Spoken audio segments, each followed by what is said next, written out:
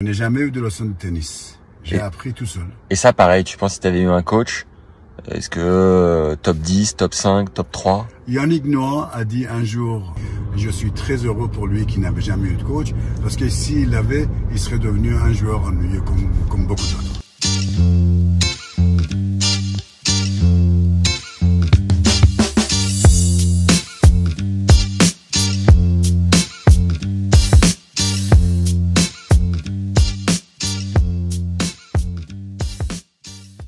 Mansour, est-ce que t'es chaud pour ton exhibe? Ah, chaud, grave, là, je suis très content d'être là. Parfait. À quel âge t'as démarré sur le circuit?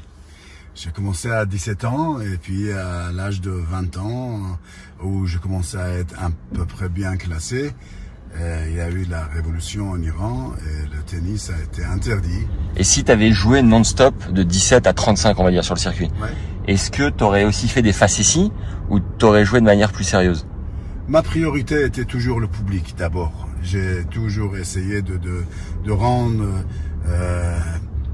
le tennis intéressant par faire ce que je sais faire et que les gens ils aiment ça. Donc j'ai toujours voulu gagner, mais pas autrement que je joue actuellement de cette manière.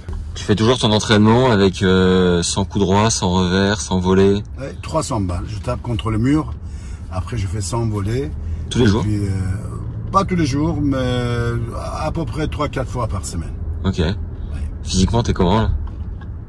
Super, top. T'as quel âge là? 68 ans et demi. Et tu penses que tu peux faire... Tu fais combien d'exhibitions par an? Bah, je fais une petite vingtaine. Tu penses... J'ai pas envie de faire plus non plus. Hein. Ouais. J'ai envie de faire un peu moins. Et puis durer un peu plus longtemps. Tu penses que tu peux jouer encore combien de temps? Ah bah, je sais pas, 2-3 ans. Pas plus? 2-3 ans, après on verra.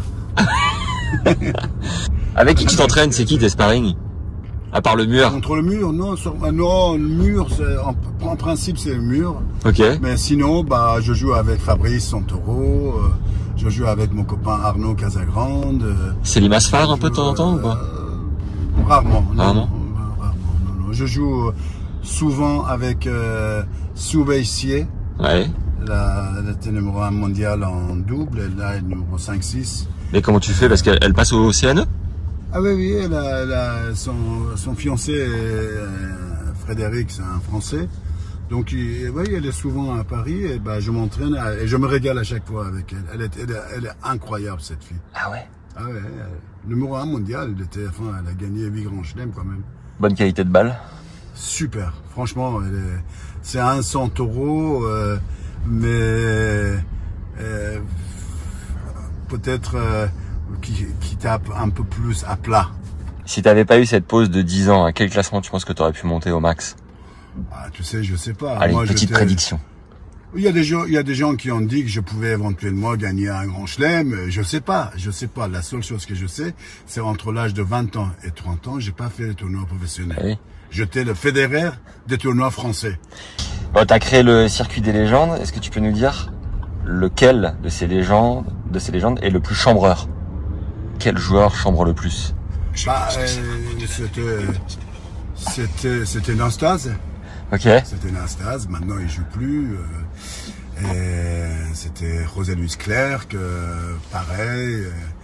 Yannick, voilà. Le plus talentueux? Plus talentueux, on avait commencé par Rod Laver, quand même. Ah, quand même. Rod Laver qui est venu quand même jouer. Il y avait Rosewall, il y avait Tony Roche. C'était à quel tournoi avec Rod Laver? Bah, le trophée des légendes de la À première Roland? année, oui, Ah, bien ouais, sûr. incroyable. Oui. Le plus fêtard? Bah, les plus fêtards, c'est Yannick, notre maître à tous. Toi, t'es considéré comme le numéro 1 mondial des exhibitions. T'es le joueur le plus demandé au monde pour faire des exhibes. Ouais. Quel est le plus beau lieu où t'as joué le plus joli cours, le plus incroyable? C'est vrai que quand tu joues à Wimbledon sur le central ou Roland Garros sur le central ou US Open, j'ai eu la chance et l'honneur de jouer sur tous ces cours-là. Mais franchement, à chaque fois qu'on me dit quel est le meilleur endroit pour jouer, pour moi, n'importe quel cours de tennis, pour moi, c'est le meilleur endroit du monde.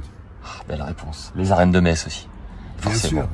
Le Royal Albert Hall, non Si, c'est où? C'est à Londres? Albert Hall, c'est un endroit mythique.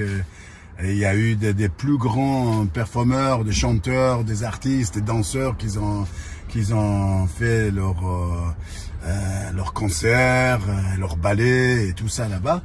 Mais personne n'a jamais joué plus que moi depuis cette salle. Ça existe depuis 170 ans. T'as joué combien de fois?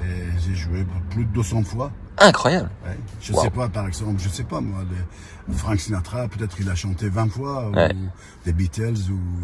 Est-ce que tu aurais un truc drôle qui t'est arrivé pendant une exhibition? Évidemment, t'en as tout le temps qui t'arrive. Il y a tellement qu'il arrive des choses, je peux pas penser à une seule. Est-ce que tu peux nous raconter, là on est dans une voiture Lexus pour aller sur le tournoi, est-ce que tu peux nous raconter le plus long voyage que t'aies fait pour aller sur un tournoi avec les moins bonnes conditions? Est-ce que tu te souviens d'un truc? Oui, il faut que je pense, mais plus long, j'ai fait de très bonnes conditions pour aller en Australie, par exemple, mais les plus mauvaises conditions, oui, j'ai fait, par exemple, j'ai fait une exhibition quand le mur de Berlin est tombé. Ouais. Et la semaine d'après, on a fait un match exhibition. J'avais fait ça avec Steffi Graf, Arantxa Sanchez et un artiste hyper connu qui s'appelait Thomas Korczak, allemand, qui était plus connu que nous tous. Donc j'étais venu à Berlin, après il fallait prendre le train, personne ne savait parler anglais, je me suis trouvé à marcher pendant des heures, et finalement il y avait un gars qui m'a chopé, il m'a mis dans un train dans lequel j'étais et que ça n'avançait pas vraiment beaucoup, j'étais un peu inquiet d'y arriver pas à l'heure. Et puis il y avait même pas de billet, il y avait pas un tableau pour dire que voilà, ce train il part à Leipzig, c'était à Leipzig. Et finalement j'étais content finalement d'être dans le train, et il y a le contrôleur qui est passé, et moi c'était vraiment, c'était une situation, et l'endroit était terrible, c'était pas, ça faisait pas première classe, deuxième classe, c'est 6e classe. Et le mec, le contrôleur, il est venu, il me dit billet, je dis pas de billet, j'ai pas de billet, tu me dis ce que tu veux. Et il me dit bon bah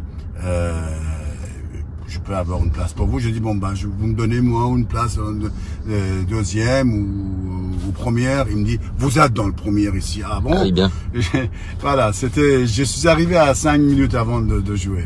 Inde, t'as déjà fait? J'ai joué en Inde, bien sûr, j'ai joué, mais j'ai fait quand j'avais 17 ans, j'étais là-bas, où on jouait sur la bouse de vache. Bien. Je m'étais cassé la cheville, mais je suis allé quand même là-bas avec Vijay Amitraj, où on était avec Björn Borg, Pat Cash, Guillermo Vilas, Lecomte et d'autres.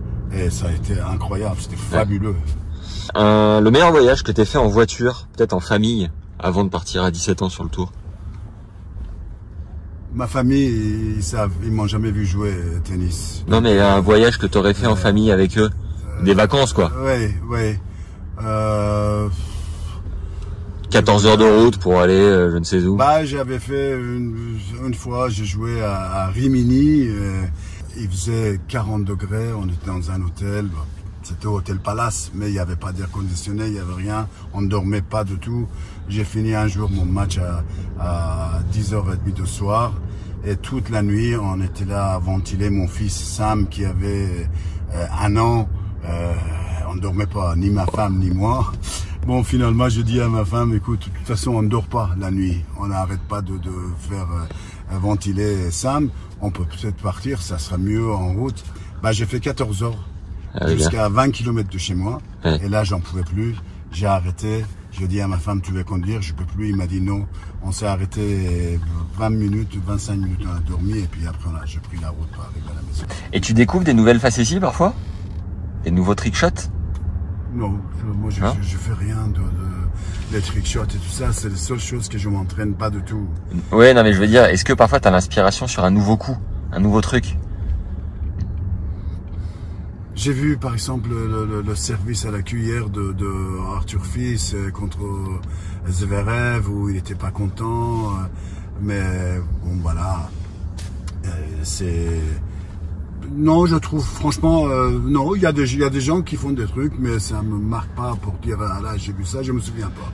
J'ai vu que tu avais liké à Biarritz quand j'envoie la balle en haut du phare dans la poche de Ben Simshot, Oui, j'avais vu ça. Que t'as évidemment inspiré. Oui. J'avais fait ça il y a 40 ans. Bah oui. Quand est-ce que tu viens à Biarritz qu'on le fasse ensemble? Organise une exhibition, je viendrai. Moi, je vais dans des endroits où uniquement quand je dois faire un match de tennis. Sinon, parfait. Franchement, je bouge pas beaucoup. Merci Mansour, bonne Merci exhib. à toi. Et on a tapé ensemble, on a fait un podcast, on fait une interview dans la voiture. Merci pour ta disponibilité. Merci à toi.